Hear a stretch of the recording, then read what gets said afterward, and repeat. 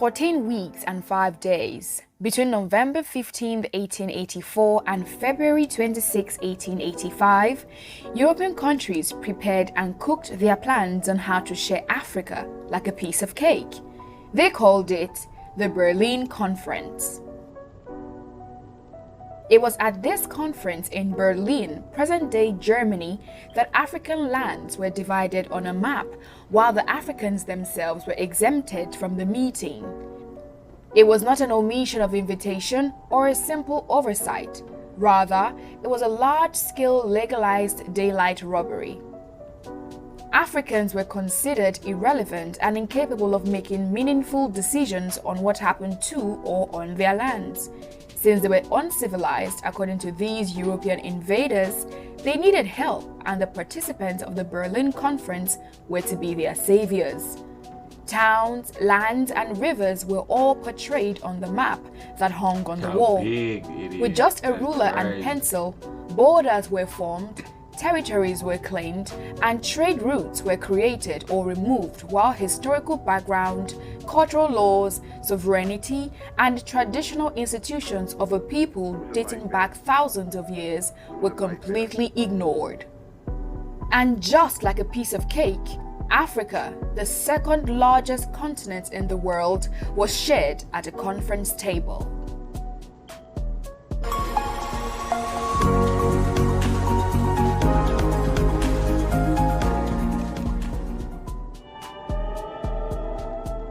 The Berlin Conference was the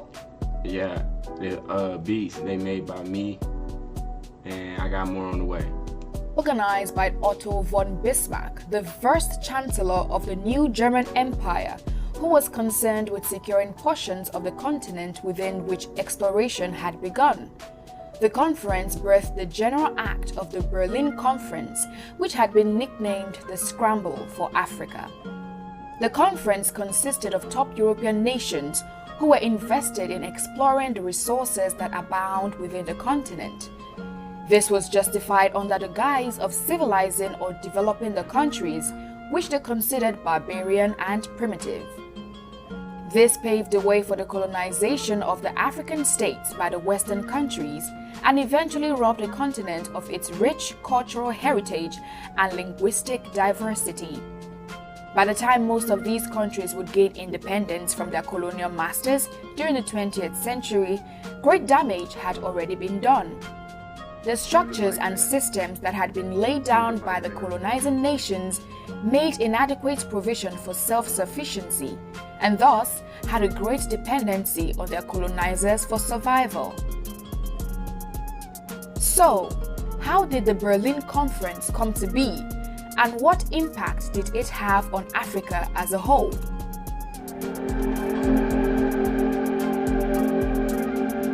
That's a good question. There was a general belief by the Europeans that Africa belonged to no one in particular and had to be claimed and developed.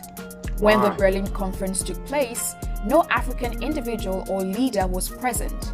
Ironically, Africa had experienced a great deal of development before the Europeans.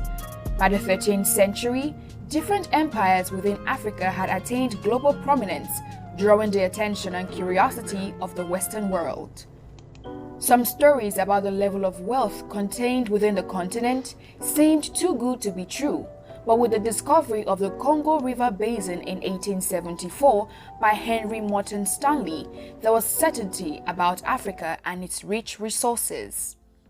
One of the leaders who was very interested in these discoveries was King Leopold II of Belgium. Leopold had previously formed the International African Society, which had a mission of civilizing Africa. He teamed up with Stanley and eventually created the International Congo Society.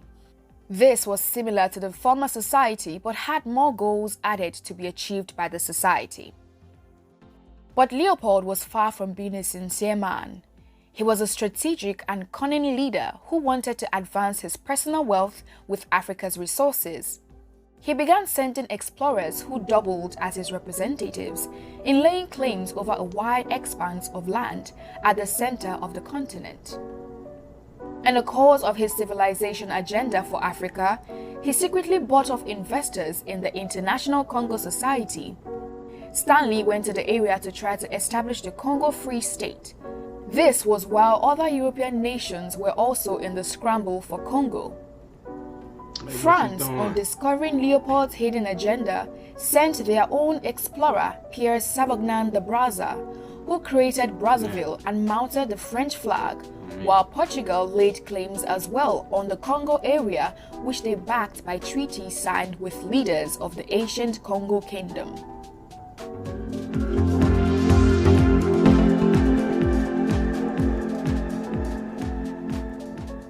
Other European countries began taking interest in a continent of gold they had heard rumors about, and this resulted in competition and great conflict between these nations that were claiming different regions of Africa.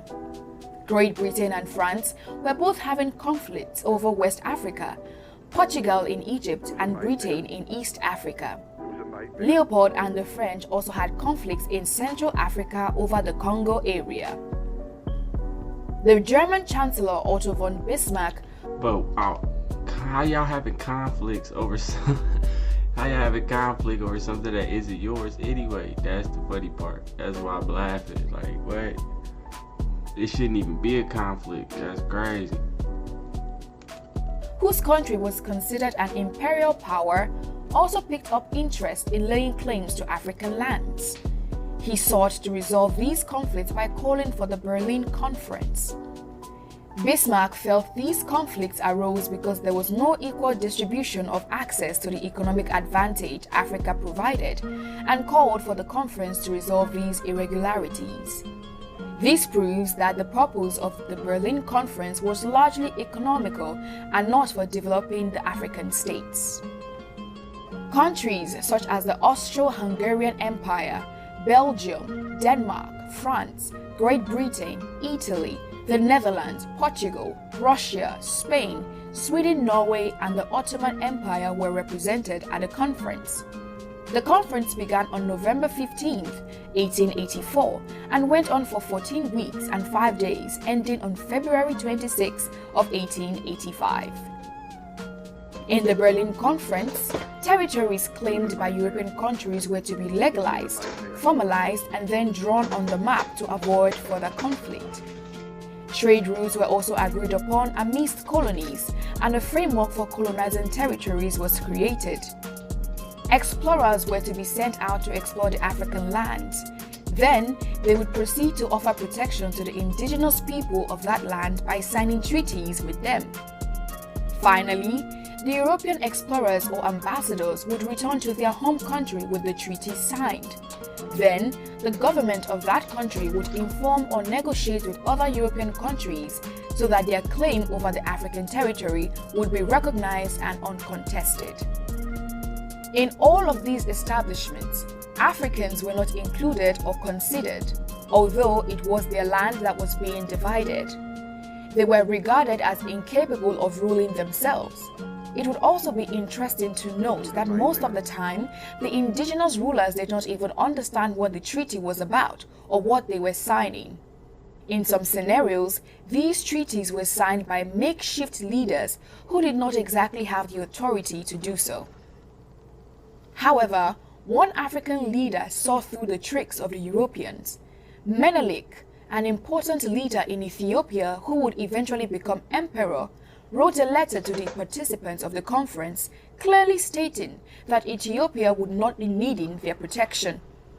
Although his letter was ignored, Ethiopia and Liberia were the only African states that were not colonized in the scramble.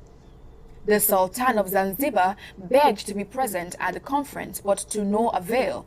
Little did he know that he was to be part of the main topic of discussion.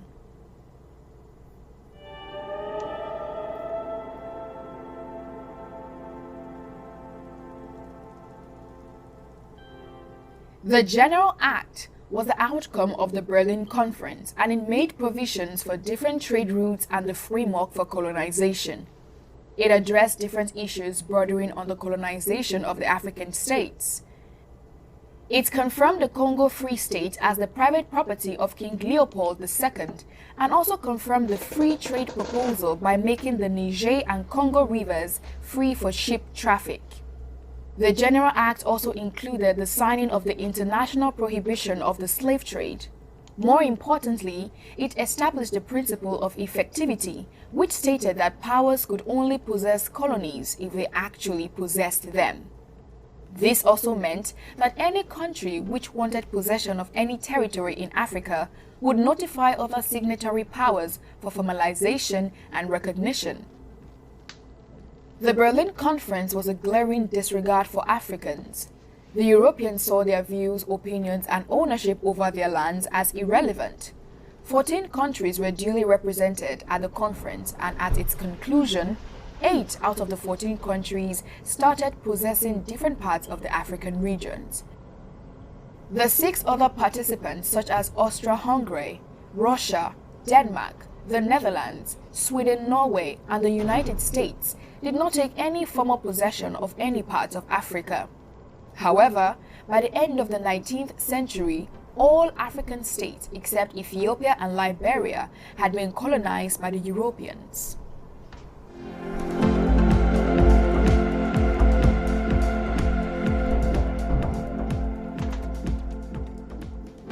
After the Berlin Conference ended in 1885, it led to the creation of African countries by forcefully merging different ethnic groups, cultures, languages, and people. This, of course, overrode the existing groupings, boundaries, and regions within the continent. The conference legalized what was not legal and created a ground for cooperation between the European countries on taking over the African states. The European countries claimed to offer protection to the countries they overtook. The 1884 and 1885 Berlin Conference would not only be the birthplace of colonization, but also the conflicts within and without countries, state and ethnic groups that still exist to this day.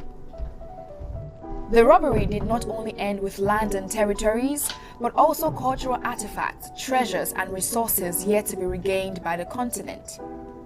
It was obvious that the Europeans were wolves in sheep's clothing, fueled by the desire for acquiring Africa's natural resources for the betterment of their countries. As such, there was a need to secure their portions to maintain their industrial sector, which was just starting to grow. To achieve this, they had to secure African territories that would readily provide them with the resources they needed and a market for the goods they produced. A total of 50 countries were carved out of the scramble for Africa. Great Britain took control of Egypt, Sudan, Uganda, Kenya, South Africa, Zambia, Zimbabwe, Botswana, Nigeria, and Ghana. Sheesh. France took a better part of Western Africa, from Mauritania to Chad, and also Gabon and the Republic of Congo. Belgium and King Leopold II controlled the Democratic Republic of Congo, while Portugal took Mozambique in the east and Angola in the west. Italy got hold of Somalia, then known as Italian Somaliland, and a portion of Ethiopia later on. Germany took Cameroon, Namibia, and Tanzania, while Spain got the smallest territory, which was Equatorial Guinea, the only Spanish-speaking country in Africa.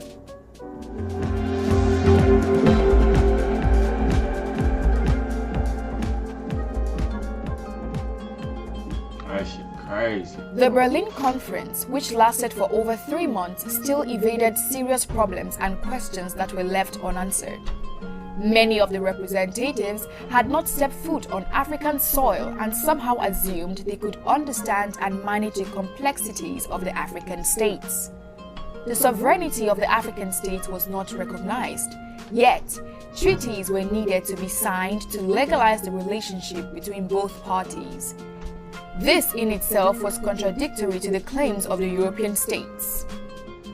Although the General Act seemed to prohibit the slave trade, it is on record that over 10 million Africans in the Congo area died under Leopold's leadership due to starvation, diseases, and war. The act was used to gain approval and legitimacy in the public eye by the European countries, but did not in any way alleviate the sufferings and conditions of the locals under their colonial masters. The locals were brutalized and used to further his selfish interest. The concept of free trade was unrealistic, as many of the colonizing countries would not readily allow free trade within countries they had invested heavily in colonizing. For instance, the Congo was operated as a monopoly under Leopold's rule. The conference, which tried to curb the scramble for Africa, further enhanced it. It was presented as a means of creating a platform for peaceful claiming of African states by European states, but it also had its hidden agenda. Germany and Britain were interested in Africa to promote their ambitions and retain their position as the #1 global power over the others, and not for peaceful colonization as assumed. They just lied their way through everything, man. The Berlin Conference holds entirely different consequences for the continents involved. For Europe, it was just a failed enterprise, while in Africa, it created long-lasting damage that is still visible to this day. Some of the damages done by colonization have been said to be too large to be repaired. Even after gaining independence, most of these colonized African countries are still ill-equipped to be well run by themselves. Greed and corruption are the order of the day, and conflict still exists within the African borders. Some African diplomats have called for redrawing the African map and redefining the boundaries laid by the colonial masters. But there are also fears that this might aggravate an already politically tense climate. These fears have created another group of the opinion that the colonial boundaries be respected. Nevertheless, this does not suffice for the damages that run deeper in the cracks within the continent. It has been 137 years since the Berlin Conference ended, and one can only help but wonder if Africa would ever recover from the effects of the European invasion and plunder.